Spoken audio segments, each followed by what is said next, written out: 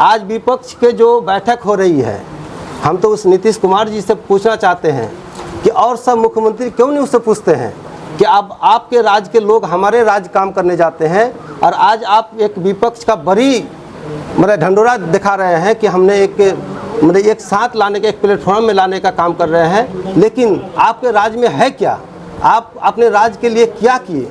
आपके राज्य में आज तक नौजवान बेरोजगार है। 17 साल से जो राज्य गद्द में बैठा हुआ है और पिछले 15 साल का जो राज्यकाल उसमें रहा, जिसको भयभीत करके, जिसके खिलाफ करके, जो सत्ता में काबिज हो करके आज उसी के साथ सत्ता में जा करके एक गठजोड़ बना करके पूरे बिहार के लोगों को एक गुमराह करने का और नौजवानों को भविष्य के साथ खिलवाड़ कर रहे हैं, इसके खिलाफ में हमारे किशनगंज के नौजवान पुरजोर इसका विरोध करने के लिए हम लोग एक संगठन तैयार किए हैं। अगर कोई घुसपैठिए होगा तो उसको भाजपा के लोग फिर टिकट देके क्यों लड़ाएंगे चुनाव भाई?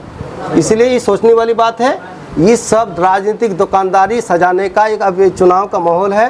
राजनीतिक दुकानदारी सजा रहा है कि किस तरह से हमारे लोग इकट्ठा रहे, हमरे ऊपर विश्वास बनाए रखें। कि आज पार्टी के सदस्यता अभियान रखा गया, एक दिवसीय पार्टी का कार्यकर्ता सम्मेलन रखा गया है। उसमें बड़ी संख्या में लोक जनशक्ति पार्टी का दामन थामा और बिहारी फर्स्ट का एक विजन है हमारे राष्ट्रीय अध्यक्ष माननीय चिराग पासवान जी का। उस विजन का आहूत होकर के यहाँ के नौजवान बुजुर्ग लोग इसको समझे और माननीय चिराग पासवान जी का विजन को समझे और बड़ी तादाद के साथ आज आपके सामने देख ही रहे हैं कि जिस तरह के लोगों का उमंग है लोक जनशक्ति पार्टी रामविलास के ऊपर और जिस तरह विश्वास, क्योंकि माननीय चिराग पासवान जी जो बोलते हैं सच्चाई बोलते हैं। पूरे प्रदेश में जिस तरह का उसका लोकप्रियता बढ़ा है, ये कहीं से छुपाने की बात नहीं है। माननीय राष्ट्रीय अध्यक्ष चिराग पासवान जी के और प्रदेश अध्यक्ष राजू तिवारी जी के निर्देशानुसार आज एक दिवसीय कार्यकर्ता सम्मेलन रखा गया। उसमें बड़ी संख्या में लोग जुड़ने का काम किए, जिसमें हमारे यहाँ सोहन लाल दास को विशेष आमंत्रण सदस्य का कार्यभार दिया गया। मोहम्मद मुस्तफ़ा अंसारी किसान प्रपोस्ट के जिला अध्यक्ष मनोनीत किया गया। अमन कुमार पासवान को युवा उपाध्यक्ष किशनगंज का कार्यभार दिया गया। मोहम्मद कलीमुद्दीन अंसारी को अल्पसंख्यक प्रपोस्ट के जिला अध्यक्ष का मनोनीत किया गया। डेविड कुमार गोस्वामी को युवा जिला अध्यक्ष का कार्यभार दिया गया। जुनेद आलम को पंचायती राज जिला अध्यक्ष का कार्यभार दिया गया। रघु कुमार राय को युवा नगर अध्यक्ष का किशनगंज का कार्यभार दिया गया।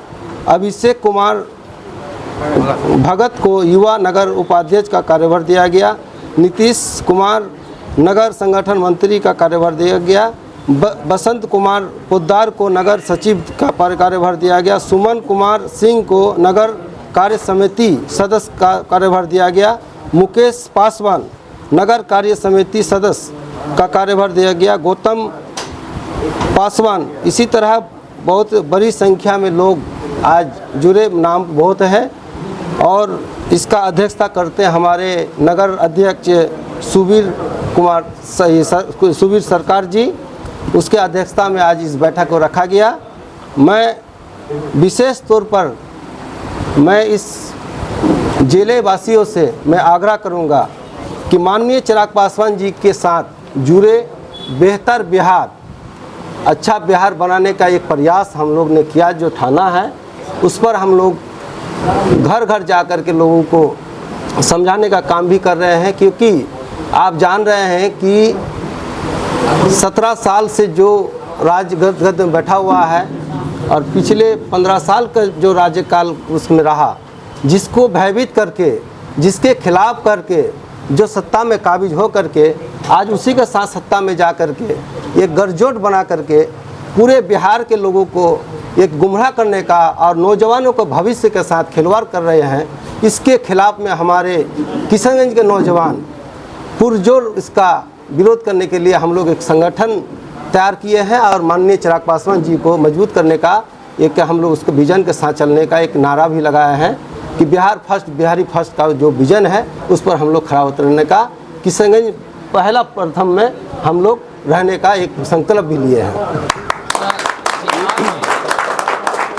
बिहार में महागठबंधन की सरकार है और किशनगंज में भी लगभग उन्हीं की कब्जा है, तो फिर भी किशनगंज का पिछड़ा हुआ है, अब उसके बारे में क्या कहना है? देखिए, हमने पहले बताया कि जिस तरह का देखिए 15 साल का कार्यकाल जंगल राज का भयभीत करके सुशासन बाबू सत्ता में आए और उसी के साथ सत्ता का गठजोड़ बना करके लोगों को, बिहार के लोगों को, नौजवानों के साथ एक खिलवाड़ कर रहे हैं। बेरोजगारी का असर माननीय मुख्यमंत्री नीतीश कुमार जी को बढ़िया से बाखूबी पता है।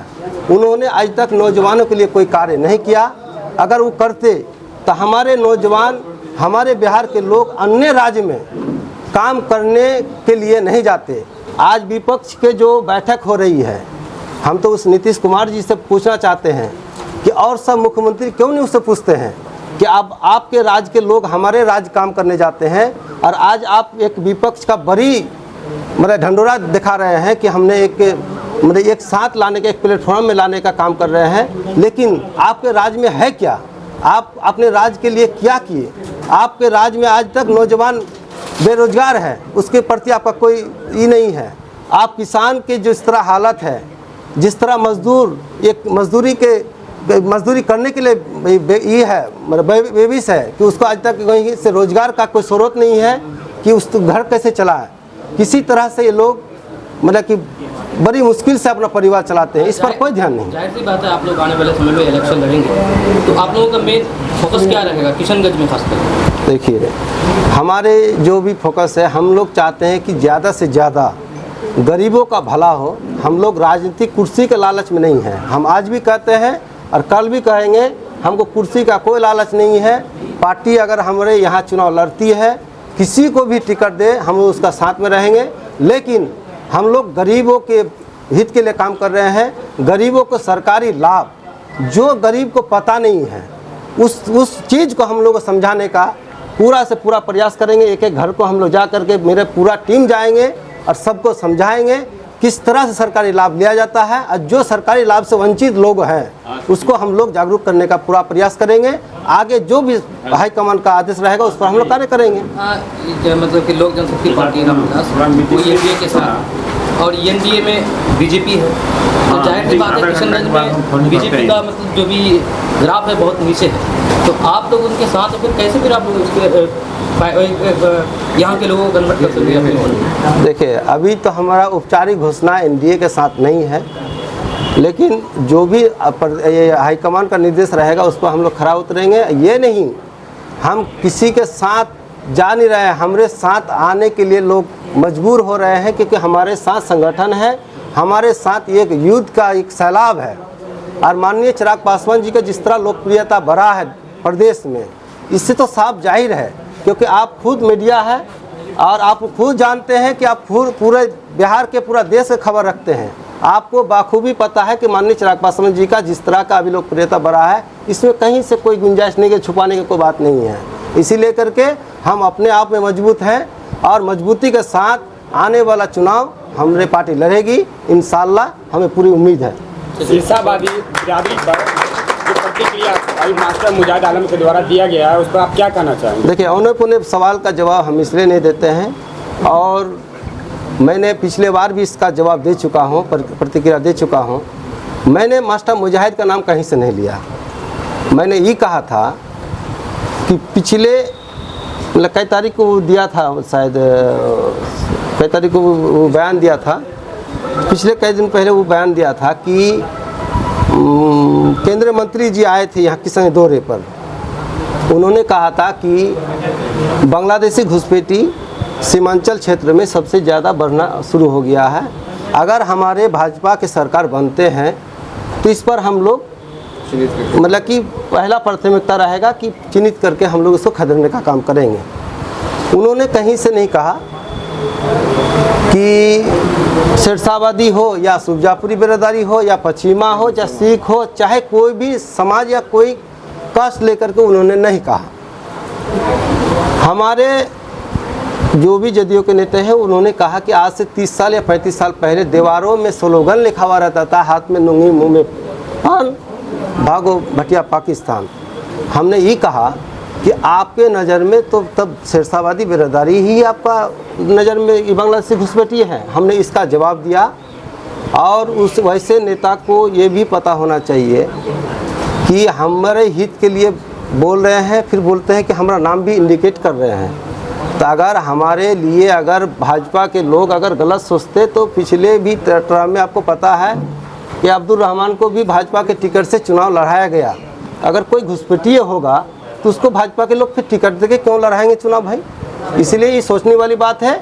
ये सब राजनीतिक दुकानदारी सजाने का एक अब चुनाव का माहौल है, राजनीतिक दुकानदारी सजा रहा है कि किस तरह से हमारे लोग इकट्ठा रहे, हमरे ऊपर विश्वास बनाए रखें। क्योंकि हमने पहले भी कहा था कि यहाँ के लोगों को बहला फुसला करके ये लोग सत्ता में काबिज होने का एक षड्यंत्र नचा रचा रहा है। इसके हम लोग विरोध है। आगे से भी हम ऐसे नेता से हम आग्रह करेंगे कि इस तरह का दुकान ना सजाए, लोग मोहब्बत का दुकान सजाए कि मोहब्बत से लोग एक साथ रहे। और हम मोहब्बत का पैगाम हमारा शेरशाहवादी बिरादरी सभी को भेजते हैं। और किसी को अगर कुछ तरह का गलती अगर कुछ चीज़ का अगर ये लगे तो वो आकर के फिर हम उनसे बात कर सकते हैं, कोई दिक्कत नहीं है, इसमें कोई ऐसी बड़ी बात नहीं है। ठीक। क्या नाम हो गया आपका? हबीबुर रहमान।